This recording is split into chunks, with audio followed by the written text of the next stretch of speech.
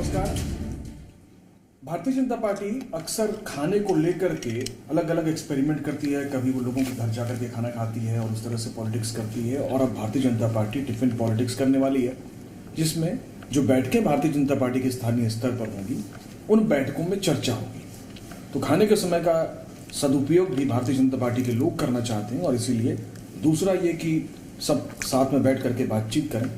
तो आज भी हमारी चर्चा बीजेपी के वरिष्ठ नेता, कद्दावर नेता, सरगुजा के सबसे बड़े चेहरे रामविचार नेताम जी से हो रही है।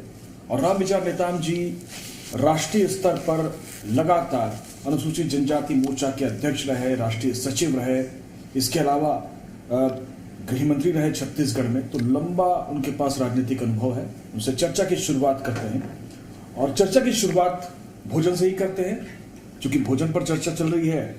तो ये भारतीय जनता पार्टी बहुत सारी बैठकें करती है, बैठकों को लेकर के चर्चाएं होती हैं, लेकिन भोजन पर भी चर्चा होती है, अब टिफिन पर भी चर्चा होगी।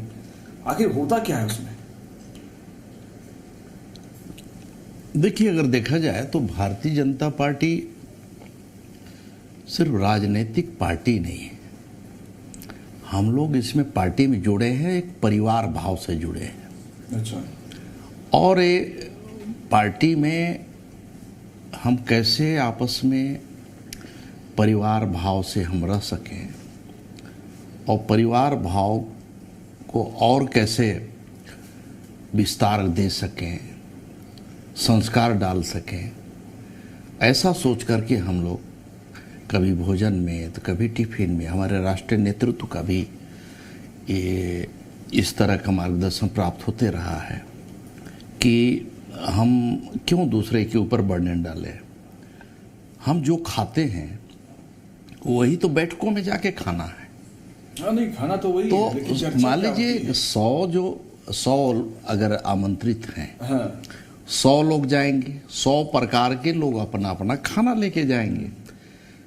अब 100 खाने में से या तो मिक्स करके खा सकें या तो फिर अपना ही खाएं, जिसको जहां पसंद होगा। तो ये इस प्रकार का भी प्रयोग हम लोग अभी जमीनी स्तर में शुरू कर रहे हैं और इसके पीछे और कोई दूसरा भाव नहीं। चर्चा तो वही है जो आम चर्चा, जो कभी भी जो बैठते हैं, संगठनात्मक बात होती हैं, संगठन को कैसे ठीक किया जा सकता है, कहाँ पर क्या कमी है, हम लोग कहाँ नहीं पहुँच पाए, कहाँ हमें पहुँचना था, वहाँ पे अगर नहीं पहुँच पाया तो जब 4 लोग बैठेंगे तो स्वाभाविक है अच्छी बात ही होगी। कमी बेसी कुछ भी होगा तो सामने आएगा, तो उसको ठीक किया जाएगा। अच्छा। और ऐसा सोच करके हम लोग इस तरह का क्रम रखते हैं। तो उनकी श्रीमती पुष्पा नेताम जी भी हैं और पुष्पा नेताम जिला पंचायत अध्यक्ष रह चुकी हैं 2 बार। तो उन्हीं से पूछते हैं और समझने की कोशिश करते हैं कि नेताम जी को खाने में क्या पसंद है। बाहर तो रहते होंगे, ज़्यादातर समय बाहर खाते होंगे, घर में जब रहते हैं तो क्या पसंद करते हैं? मैं बता दूं कि शुरू से लेके आज तक मैं इनका पसंद नापसंद समझ ही नहीं पाई। इनको जो भी दे दें वो प्रेम से खा लेते हैं, वही मेरे लिए बहुत बड़ी बात है। मतलब अपनी फरमाइश का कभी इन्होंने मुझसे खाना नहीं बनवाया। तो नेताम जी, अब आपको बताना पड़ेगा कि आपको पसंद क्या है। मुझे सब जो कुछ है सामने दे देंगे सब, वो सब मेरे लिए ठीक। वेजिटेरियन ज़्यादा, वेजिटेबल? हाँ, पसंद है, वेजिटेरियन। नॉन वेजिटेरियन नहीं, कभी कभार हम लोग 15 दिन में, महीना में कभी इच्छा हुआ तो कुछ खा लिए नॉन वेज वगैरह। अभी जो मौजूदा लीडरशिप है, दोनों में आप भाजपा के अंदर आदिवासी नेतृत्व, आदिवासी लोगों को मौका देने की हिमायती रहे हैं और लंबे समय से रहे हैं। अभी जो लीडरशिप है वो दोनों ओबीसी लीडर हैं। पहले ये एक संतुलन बनाने की कोशिश की जाती थी कि एक लीडरशिप होती थी, वो आदिवासी के पास होती थी। इसको किस तरह से देखते हैं? जो नेतृत्व का आदेश है वो स्वीकार है, मुझे स्वीकार है। कैसी परफॉर्मेंस है? 1 साल दोनों को करीब करीब हो चुके हैं। बहुत सुंदर, बहुत अच्छा, अति उत्तम। आप जैसा चाह रहे थे, जैसे आप जैसे सीनियर लीडर्स जो उम्मीद कर रहे थे कि बीजेपी को थोड़ा सा ताकत मिले, बीजेपी ऐसी लीडरशिप में आए कि आगे बढ़े, संतुष्ट हैं? देखिए, व्यक्तिगत किसी के चाहने न चाहने से कुछ होते थोड़े। पार्टी एक पूरे देश भर में जो सिनेरियो होता है उसके आधार पर निर्णय करती है, प्रदेश की जो परिस्थिति होती है उसके आधार पर निर्णय करती है, और जो हमारे राष्ट्रीय नेतृत्व का जो निर्णय हुआ उसको हम सब स्वीकारते हैं, मानते हैं। ये है हमारे यहाँ। अब कुछ महीने बाकी हैं और जाहिर तौर पे भारतीय जनता पार्टी और कांग्रेस पार्टी के बीच में मोटे तौर पे ये समझा जाता है कि मुख्य मुकाबला है, लेकिन मुकाबला कैसा है इसको लेकर के बहुत सारी चर्चाएं चल रही हैं। एक चर्चा ये भी है, मीडिया में रिपोर्ट आई थी, उस रिपोर्ट में कहा गया था कि कांग्रेस के कई विधायकों को लेकर के नाराजगी है लेकिन सरकार को लेकर के नाराजगी नहीं है। बीजेपी का एक रिपोर्ट है, बीजेपी के एक रिपोर्ट का मीडिया रिपोर्ट में जो बात आई थी कि बीजेपी के अपने रिपोर्ट में यहाँ पे फाइट में नहीं है बीजेपी, इस पे क्या कहेंगे आप? पता नहीं कौन सर्वे किया है, क्या है, हम लोग को तो मालूम नहीं। हम लोग ग्राउंड में देख रहे हैं बीजेपी बहुत अच्छा परफॉर्म करेगी, परफॉर्मेंस अच्छा रहेगा और हम सरकार बनाएंगे। दिनों दिन हमारी काफ़ी सुधार हुआ है और धीरे धीरे और सुधार होगा। आपको लगता है कि अगर जो एक्टिवनेस अभी साल भर से आई है वो पहले शुरू होता तो और बेहतर स्थिति होती? नहीं, जब भूख लगता है तभी खाना खाना चाहिए। आखिरी साल में भूख लग रहा है? भूख नहीं, ये क्रम है ना। हाँ। क्रम है, हमारा कार्यक्रम तो बराबर चलते रहा। हमारे कार्यक्रम प्रदेश का ही नहीं पूरे देश भर में जो हमारे पूरा कार्यक्रम जो बने हैं वो कार्यक्रम तो हमारे सभी जगह हर समय चला है। अब रही बात कि लोगों को अलग अलग मार्किंग करने की जो फितरत में रहता है ना, वो लोग मार्किंग करते हैं, लोग देखते हैं कि भाई पहले इतना नहीं चला, अब थोड़ा सक्रिय हुआ, बढ़ा। अरे भाई धीरे धीरे ही तो बढ़ेंगे हम। 5 साल हमें विपक्ष की राजनीति भी करना है, बाकी चीज भी देखना है, तो हम धीरे धीरे हमारी सक्रियता बढ़ेगी। अच्छा, एक चीज और कि जब आप मंत्री थे तो आदिवासी लीडरशिप के बड़े पैरोकार थे। ये भी कहा जाता था कि आप आदिवासी नेतृत्व चलाते हैं, आप आदिवासी सीएम चाहते हैं। तो आज की तारीख में क्या स्टैंड है? वही स्टैंड है या फिर देखिए मेरा, अगर बीजेपी की सरकार बनती है तो आदिवासी को मौका मिलना चाहिए? देखिए उसे पार्टी नेतृत्व तय करता है। आपका सोशल जस्टिस क्या बोलता है, तो मैं समझता हूं कि उसके आधार पे पार्टी कुछ न कुछ अच्छे करेगी और अच्छा हो रहा है। एक चीज और कि एक बड़ा मस्त वीडियो, एक कार्यक्रम था जब आपकी पार्टी में नंद कुमार साय थे।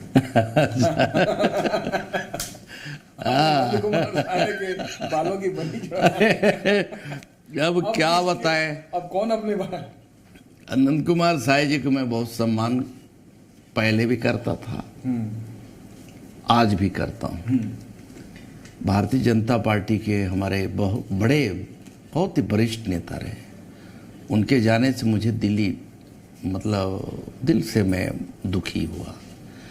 मुझे पश्चाताप, आखिर उनको पश्चाताप तो होगा ही कि आखिर इतने सालों तक 40-50 साल तक जो पूरी आयु, जीवन का अधिकांश समय भारतीय जनता पार्टी में दे दिया, और आज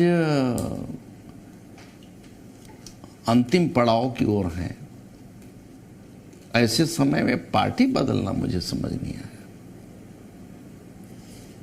मैं तो निवेदन करूंगा भाई, आपका इस पार्टी में, इस परिवार में जितना मान सम्मान रहा और जो स्वाभिमान के साथ आपने अभी तक जिया, वो कदापि कांग्रेस पार्टी में नहीं हो सकता, नहीं मिल सकता। कांग्रेस तो कह रही है कि कई भारतीय जनता पार्टी के नेता उनके कांटेक्ट में है, वो भी बीजेपी छोड़ करके कांग्रेस ज्वाइन करेंगे।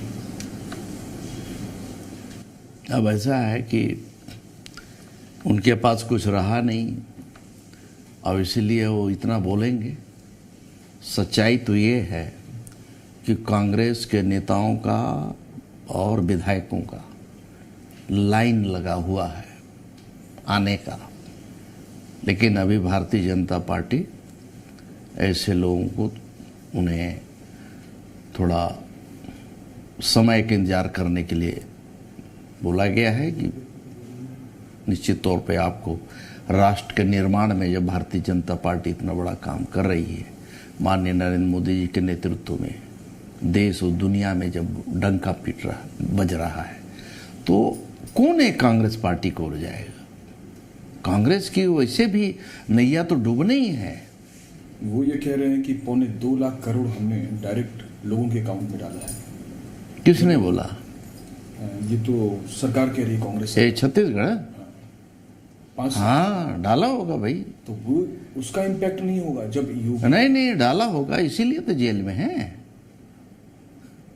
पब्लिक ऐसे रावत सब डाल दिए वहीं। वो किसानों की बात 1 लाख करोड़ यहां भ्रष्टाचार, लाखों करोड़ सिर्फ छत्तीसगढ़ में यहां इन्हीं कामों से गया है। जितना प्रदेश का बजट होता है 1 साल का, उतना तो ये भ्रष्टाचार का भेंट चढ़ गया, कागजों में हो गया जी।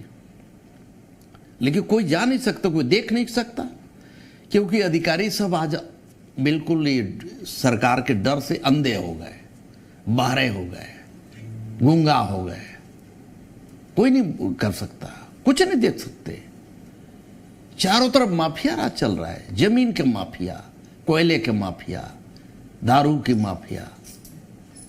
नहीं, इसमें एक चीज और है। कांग्रेस का ये आरोप है कि रमन सिंह ने बीजेपी के कार्यक्रम में बोला था कि 1 साल तक कमीशन खोरी बंद कर दिया जाए, तो हमारी सरकार आ जाएगी और कमीशन खोरी रुकी नहीं, इसलिए उनकी सरकार चली गई। तो आरोप प्रत्यारोप तो आप उन पर भ्रष्टाचार के आरोप लगाते हैं, जब आप सत्ता में थे तो आप पर लगते थे। हमारे किसी भी मंत्री, विधायक, अधिकारी के ऊपर इस तरह से कोई संगीन अपराध दर्ज हुआ क्या? संगीन कोई आरोप लगे क्या? तो उस पर दिखाई देता है ना।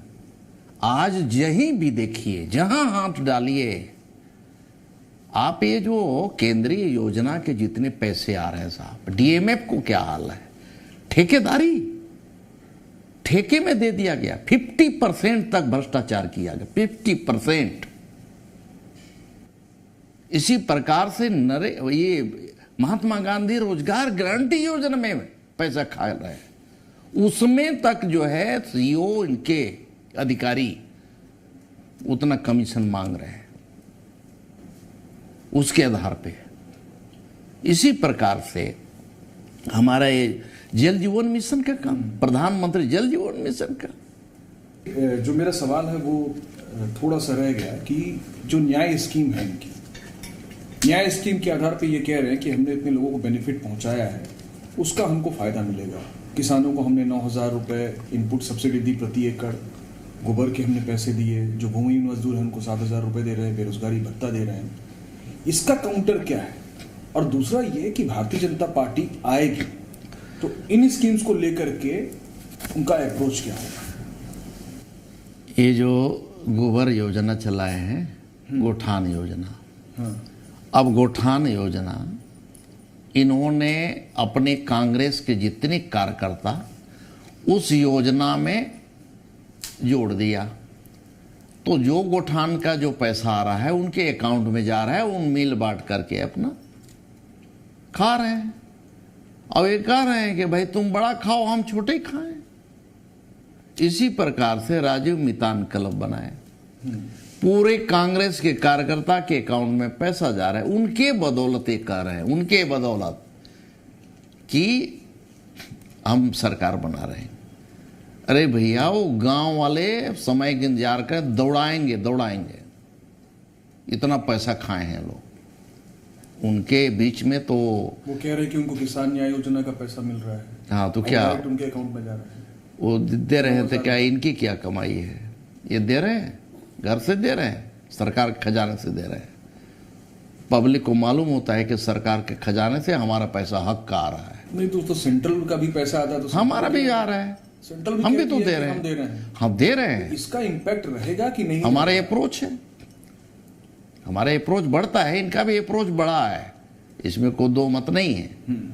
लेकिन इनका जो है भ्रष्टाचार का भेंट चढ़ रहा है। बीजेपी इसको मुद्दा बनाएगी, जो जिस तरह से आप लगातार भ्रष्टाचार के आरोप भारतीय जनता पार्टी, तो चुनाव में बीजेपी के लिए सबसे बड़ा मुद्दा भ्रष्टाचार रहेगा। देखिए, हमारा मुद्दा तय करेंगे पार्टी, हमारी पार्टी लाइन जो है वो जो तय होगी उसके आधार पे करेंगे। मैं अपनी बात रख रहा हूं, हो सकता है कि बन जाए, लेकिन पार्टी लाइन तो है ना, पार्टी तय करेगी। और अगर आपकी सरकार बनती है तो जो स्कीम्स हैं इनकी, आप कह रहे हैं कि उसमें भ्रष्टाचार है, उसमें गड़बड़ियां हैं, उनका रिव्यू होगा? निश्चित रिव्यू होगा, हर योजना का रिव्यू होगा। और यहाँ जो सीएजी का जी रिपोर्ट आ रहा है उसके आधार पे भी बहुत सारे विभागों के उसमें आरोप लगे हैं उनके ऊपर, बहुत सारे चीज़ों का बिल्कुल पर्दाफाश हो चुका है, करप्शन भ्रष्टाचार का। तो उनके खिलाफ जो है सख्त से सख्त कार्रवाई की जाएगी। अच्छा, बीजेपी की पॉलिटिक्स की बात करते हैं। बीजेपी में माना ये जाता है कि एक ब्रिजमोहन खेमा है, उनके दोस्त यार हैं, दूसरा खेमा है, वो खेमा डॉक्टर रमन सिंह का खेमा है।